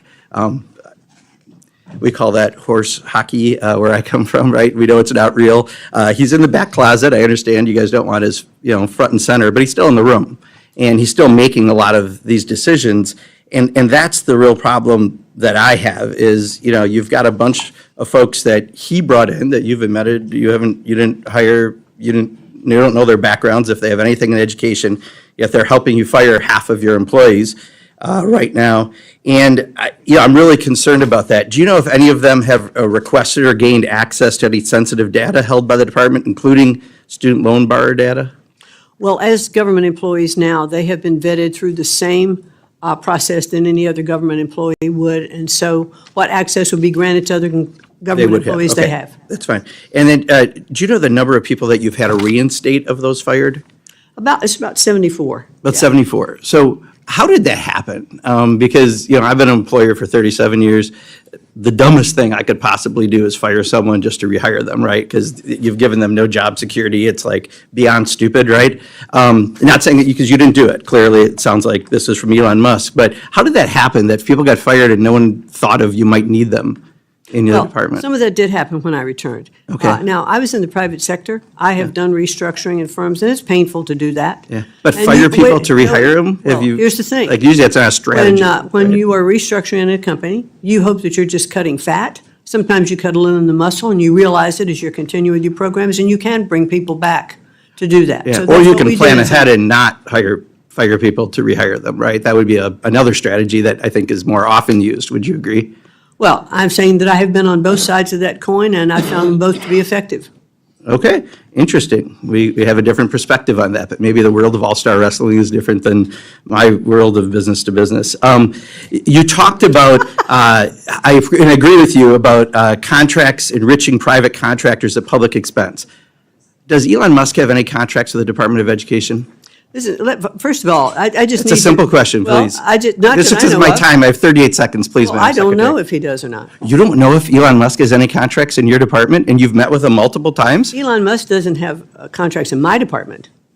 So Department of Education, there are no contracts with any Elon Musk company. That's what I'm asking. Not to my knowledge. Okay. All right. You want to check a blue card real quick, or are you pretty sure of that? I said not to my knowledge. Okay. If I find out differently, I'll be happy to get back to you. All right. And just in the last few seconds I have, just real quick on private schools getting public dollars, just so you know, something like 3/4 of the students that wind up going into those schools already attend those schools, and they're getting tax money. So if we get rid of the Department of Education, should we put the private voucher program under Ways and Means, because it's really more of a tax benefit than an education benefit? Well, I'm happy to get back to you on that as to how we restructure the Department of Education going forward and how those programs are handled. Great. Appreciate it. Thank you, Madam Secretary. You're welcome. Mr. Moore. Thank you, Mr. Chairman, and thank you, Madam Secretary, for being here. Typical line of questioning. Someone's a little obsessed with one guy. That's interesting. It's every hearing now. So thank you so much for being here. I did want to, just for the committee, highlight a program that I stood up in the state of West Virginia. It's called the Hope Scholarship Program when I was state treasurer of West Virginia. It was actually one of the most expansive ESA programs in the country. We offered our per pupil student funding formula, state money obviously, to children that decided to leave the public education system.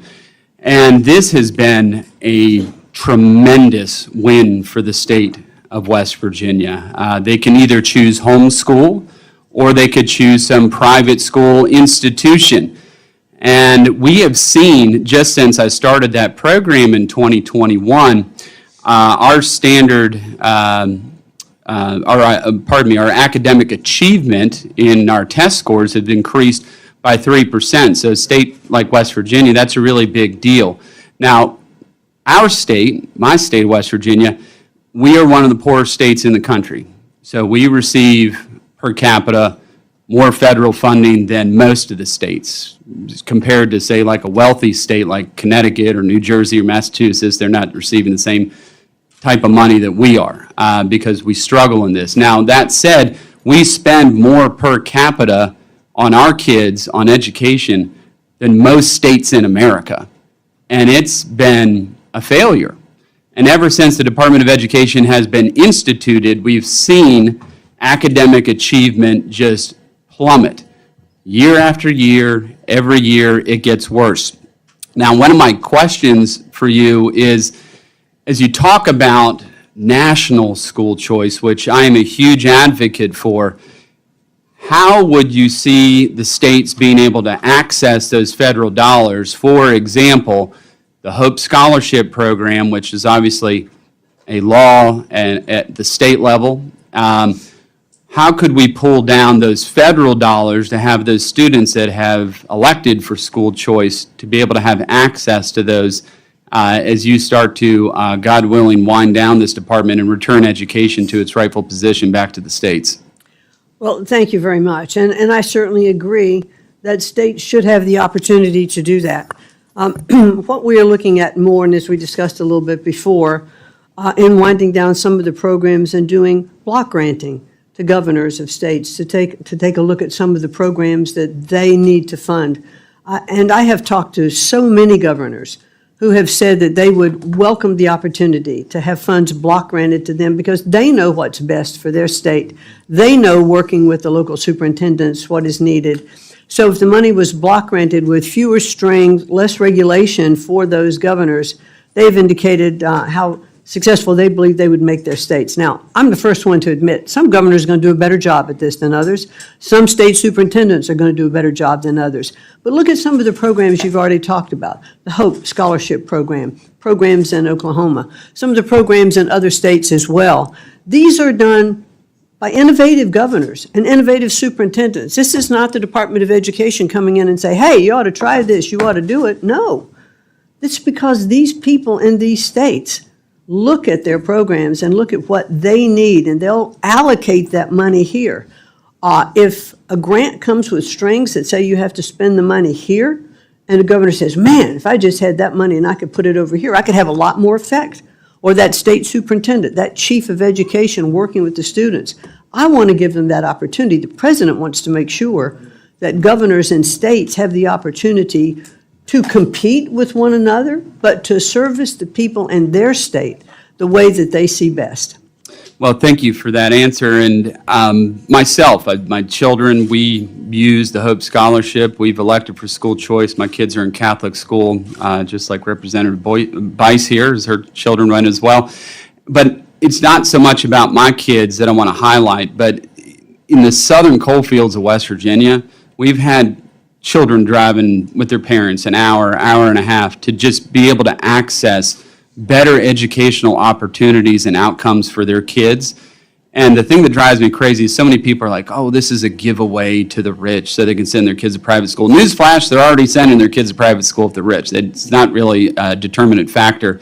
This is going to raise a lot of families, to me, out of poverty and give them choice that they would otherwise not have. So please, anything you can do to help us be able to have access to those federal dollars for these school choice programs at the state level would be hugely beneficial. And I yield back. Thank you, Mr. Moore. Ms. Frankel. Thank you. Welcome. I'm going to just start by saying I'm going to echo my ranking member here, how deeply troubling it is that the Trump administration is dismantling the Department of Education, an agency that was established by Congress, and you're blatantly disregarding the funding priorities we set in the 2025 budget without our consultation or agreement. I'm going to move on.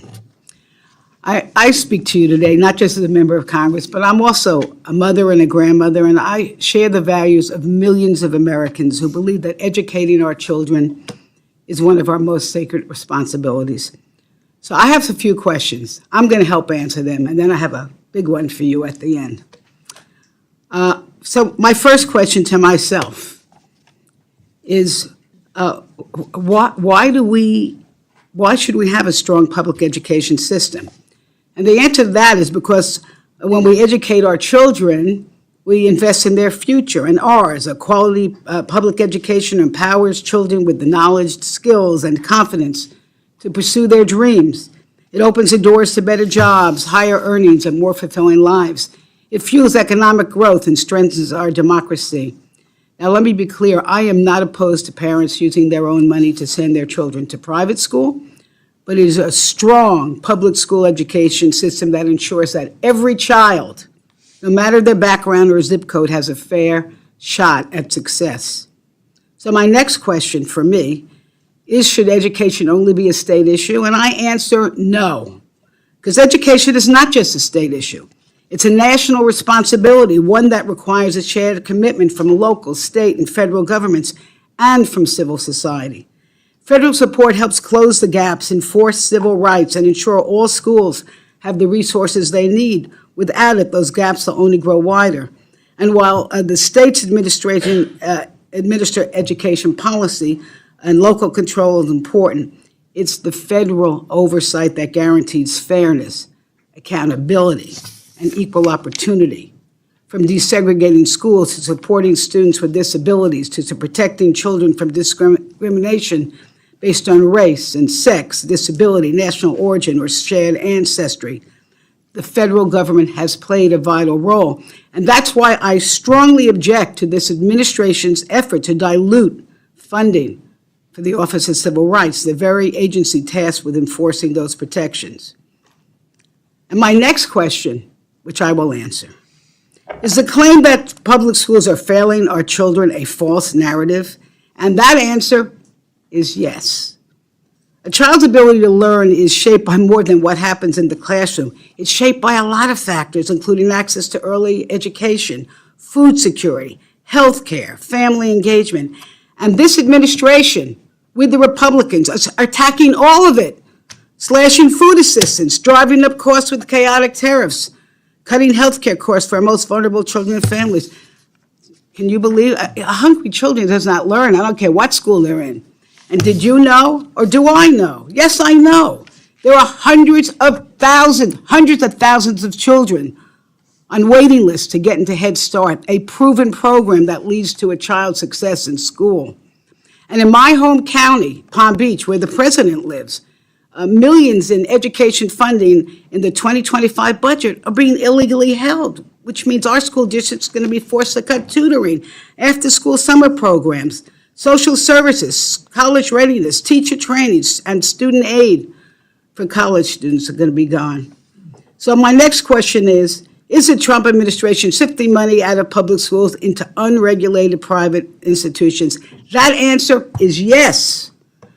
You're cutting billions from public schools and pushing a new scheme, this tax scheme. Here's how it works. Wealthy donors give money to private scholarship groups, and then that money gets right back to them through a special tax break. So in the end, the taxpayers are paying the bill. There's no oversight. There's no accountability. Madam Secretary, 90% of our children attend public schools. So I ask you, is your final mission to get rid of the United States Department of Education cruel and foolish? Oh, yes, I'm going to answer that. Yes, it is cruel and foolish, but I have a question for you. If Congress refuses to go along with your misguided plan to dismantle public education, will you commit to spending the money we appropriate in the 2026 budget as directed by law? Well, that was a lot to unpack. But Well, just answer that last question if you could, because you have 2 seconds. We will abide by the law. Good answer. Thank you. I yield back.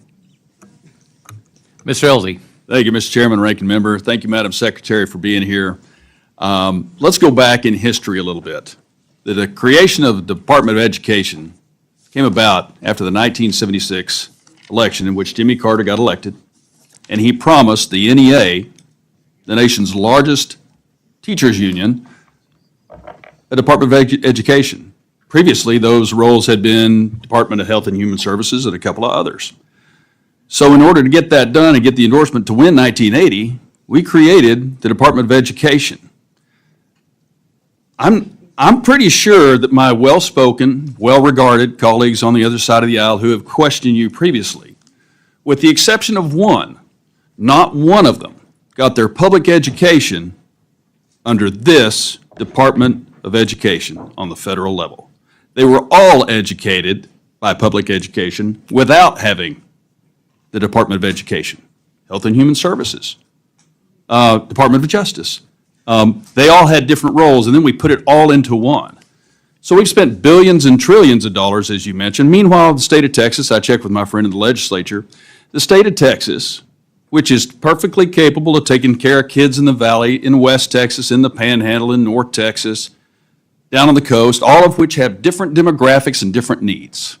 We're going to spend $100 billion in the state of Texas over the next 2 years providing for our own public education according to our standards because our local school districts know how to educate their kids.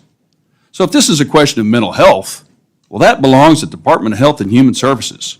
If it's about civil rights, that belongs at the Department of Justice.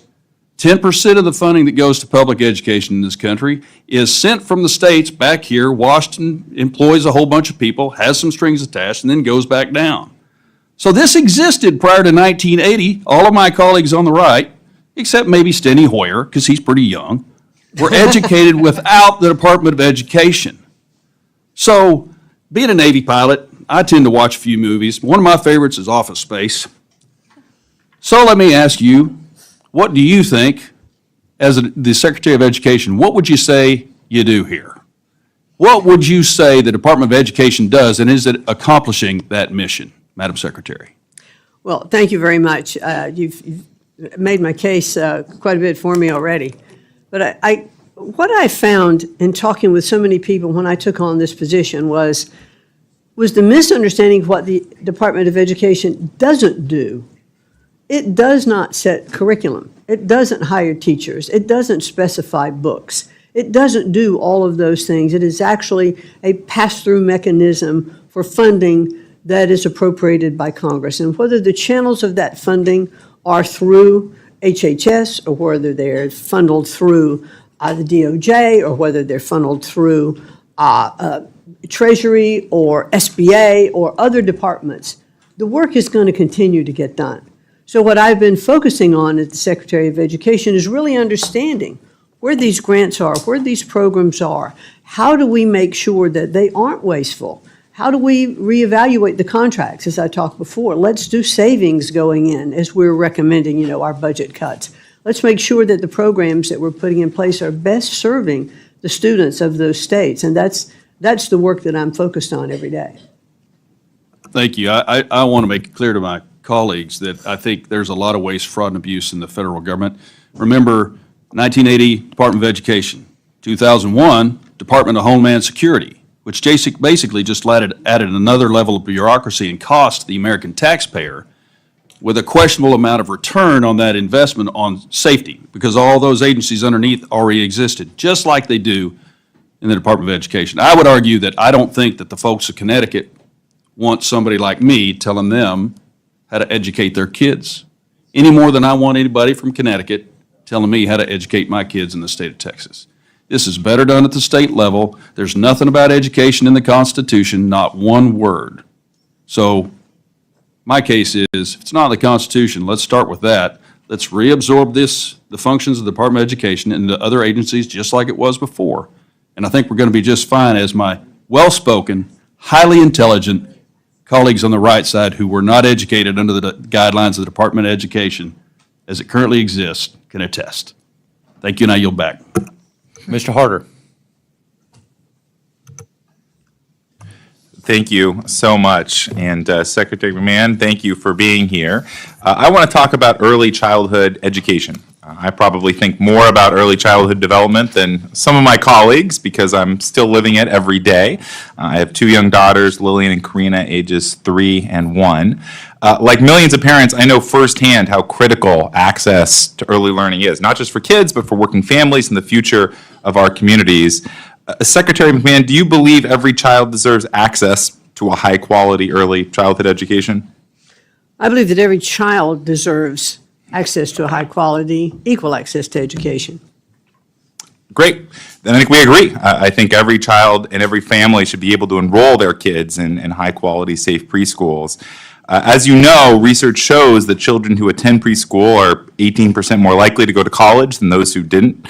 We know that early childhood education shapes lifelong outcomes. It impacts literacy, graduation rates, employment, even health and public safety. These are real facts. But I'm concerned about what's happening with Head Start, a program that makes preschool reality for over 800,000 families. I know this technically falls under HHS, but as Secretary of Education, I can imagine you'd care deeply about this topic as you're responsible for the future of every kid in America. Have you discussed Head Start funding with the administration and the budget, and what are your views on what's happening with the current freezes and the challenges with the Head Start program? I've not had conversations with the Department of HHS So, no, they're not part of my budget considerations at this point. Do you have a view on whether or not preschool through Head Start is important as a grounds for a student's education? I think the earlier we can start education, the better it is for every child. I look at mothers who spend time with their children, reading to them when other children may not have that benefit. I think those children definitely have an advantage, and you like to see that. But I don't think that the federal government has the responsibility for that. I think that should be looked at more in state budgets and how states can best set up their programs. I hear you. I did a lot of reading with my daughters and continue to do so. But did I understand that you do not believe that the federal government should be supporting programs like Head Start, and that should be the job of other organizations and states and parents? Well, currently it is the responsibility of a different agency, and I'm sure that they are looking at what aspects they are funding as they go through their budget process. Well, I think this has real implications on the work that you do. This is a cornerstone of American education. And I think that what's happening with Head Start is very concerning. We're seeing these delays, these freezes that ultimately hurt kids. We've seen Head Start schools close across the country because they only have 3 days of funding right now. Every Head Start program in the country has 3 days of funding. And I think that is going to have an implication on our kids' ability to read, write, and do math. And so I would think, as the Secretary of Education, that you should have a perspective on this and a real goal towards committing to the parents of Head Start students in my district across the country to fight to make sure that this program is fully funded. Is that something that you believe in, that this program should be funded, and pushing back on any attempt to cut it? I'm going to let the department and the agencies that are responsible for those parts of the budget do their job. I think it has an implication for the Department of Education that is real. Let me tell you what's at stake. In my district, 1,600 kids rely on Head Start. This is the first type of education that any student receives. And I think passing it off on some other department is unacceptable, because we know that Head Start students are 13 percentage points less likely to commit a crime. They're more likely to graduate high school, less likely to experience a teen pregnancy. This is our kids' futures, and our entire communities are lifted up because of this program. So I think saying that this part of the education system isn't your responsibility doesn't make a whole lot of sense to me. I think you should be terrified at the idea of Head Start being gutted, because it's going to have major ramifications on our students' ability to have the future that we want. It's your duty to make sure that programs like this continue. And so I hope that you see that our kids aren't line items, they're not pawns in a political game, they're not disposable, and that we need to make sure that Head Start is continuing to be strong, and that cuts like the ones we've seen over the last couple months don't happen if we're going to be able to make sure that every kid has quality education in the United States. I hope you remember that, and I yield back. Mr. Simpson. Thank you, Mr. Chairman. Thank you for being here today. I appreciate your testimony. And just very, very quickly, for Mr. Pocan's education, is professional wrestling a business? Sir, it very definitely is a business. So you ran a business, okay, just so that you're aware of that. Anyway, let me ask you a couple of questions. I don't disagree with what my colleagues on the right have been saying. I agree with what Mr. Elsey said. Education, and I have no problem with trying to move much of this education back to the states. I had a couple of superintendents tell me a couple of years ago that their problem was they got 5% of their funding from the federal government and 95% of the rules came from the federal government. But there are some successful programs that we want to maintain. You said in your statement that you encouraged all of your children to go to post-secondary school, that they needed to continue their education to be successful.